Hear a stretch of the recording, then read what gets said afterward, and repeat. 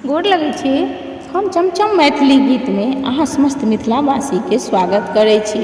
आइ हम एगो बेटा विवाह के गीत कहै छी, तऽ ई गीत अहाँ सब जरूर सुनब देखब।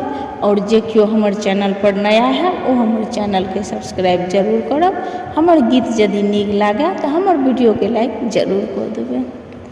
घर पाछुआरे बामे घने बांसा रोपला,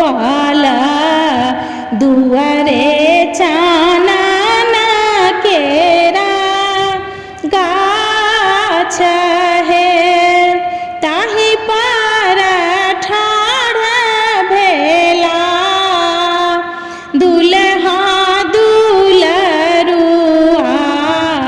नैना से नोरा झाराई है। घर से बाहर भेला, बाबा से अपन बाबा पड़ि गेल पोता मुख दृष्ट है।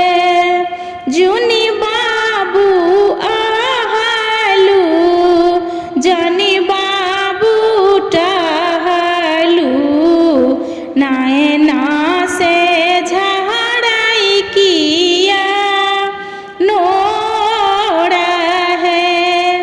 अपने त पहिरू बाबा पाठ पाठांबर,